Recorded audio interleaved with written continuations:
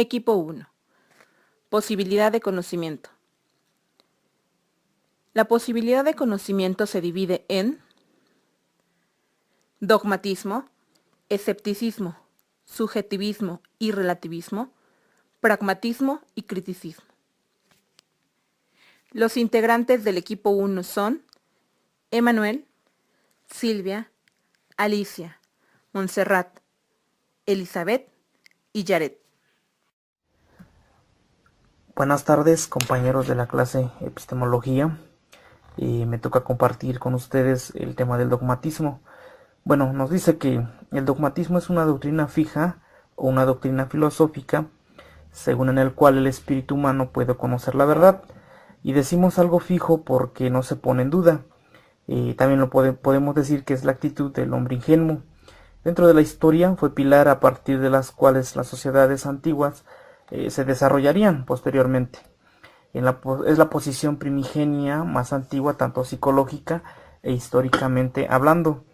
Los dogmas expresan verdades ciertas, indudables, que no se sujetan a ningún tipo de revisión o crítica, y dice que es una posición epistemológica en el cual no existe todavía el problema del conocimiento. Y bueno, ¿qué es lo que nos presupone el dogmatismo? Pues da la supuesta posibilidad y realidad del contacto entre el sujeto y el objeto. El dogmatismo afirma que los objetos de la percepción y del pensamiento se nos dan directamente, y el sujeto nos dice que es puramente pasivo. Sus principales representantes, o como los que fueron, los presocráticos, que ellos tenían la plena confianza en la razón y siempre estaban volcados a la naturaleza y no sentían que el conocimiento fuera un problema. Y bueno, las características del dogmatismo que podemos hablar, dice que tienen una estructura mental muy cerrada, están abiertos al diálogo pero muy poco, no respetan el individualismo, son memoristas y siempre defienden lo cauto, lo viejo, lo reaccionario, y combaten lo nuevo o lo progresista. Otra de las características que se rige de la confianza, que es la razón, el conocimiento, que es el espíritu, y el sujeto, que es el objeto cognoscente. Dentro de todo esto podemos encontrar las clases de dogmatismo o las clasificaciones que se relacionan, y el dogmatismo se divide en dogmatismo teórico, que afirma que no existe el problema del conocimiento. Esto dice que existen cosas justas y cosas injustas. El dogmatismo ético, que es el conocimiento moral. El dogmatismo religioso, que apunta el conjunto de principios o doctrinas, ya sea cristiana en este caso, o católica, por decir así, donde sus seguidores sustentada es el principio de la fe.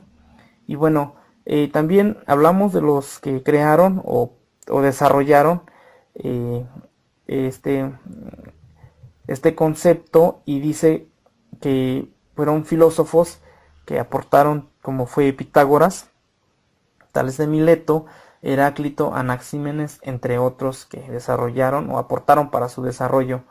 Y bueno, en conclusión podemos decir que el dogmatismo fue en su época como el principio de una posibilidad del conocimiento, el cual el humano se descartaba por ser incrédulo o por ser conformista. Pero bueno, hoy en día podemos considerar algo incomprensible o hasta ilógico, porque ahora toda duda, crítica o análisis pues forma parte del proceso del conocimiento. Extrema se tangunt. Los extremos se tocan. Esta afirmación es también válida en el terreno epistemológico. Según el escepticismo, el sujeto no puede aprender el objeto. El conocimiento es imposible. Por eso no debemos hacer ningún juicio, sino abstenernos totalmente de juzgar. El escepticismo no ve el objeto, se fija exclusivamente en el sujeto. Su atención se dirige íntegramente a los factores subjetivos del conocimiento humano. Todo conocimiento está influido por la índole del sujeto y de sus órganos de conocimiento, así como las circunstancias exteriores que lo rodean. El escepticismo puede referirse tanto a la posibilidad del conocimiento en general como a la de un conocimiento determinado. En el primer caso, estamos ante un escepticismo lógico.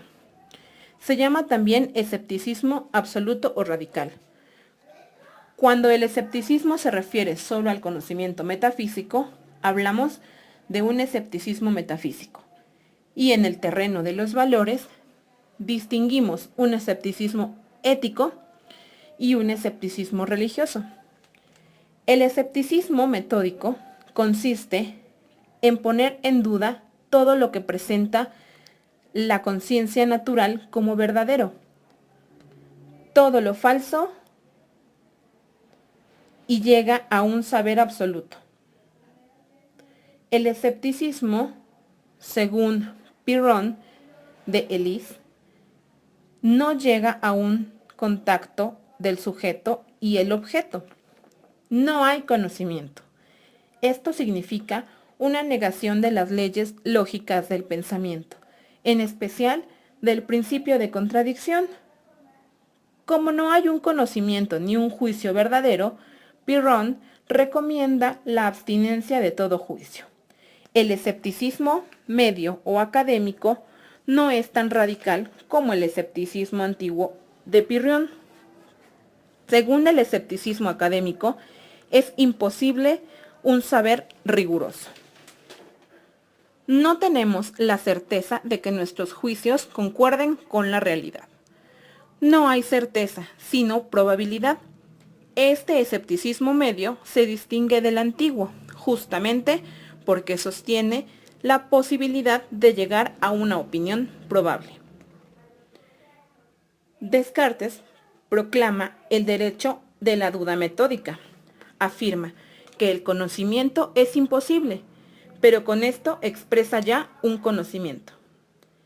Considera el conocimiento como posible hecho. Afirma que es imposible. El escepticismo incurre en una contradicción consigo mismo. El escéptico podría formular el juicio: el conocimiento es imposible, como dudoso. Y entonces estaría expresando ya un conocimiento. La probabilidad del conocimiento es afirmada y puesta en duda a la vez por el escéptico. El escéptico no puede llevar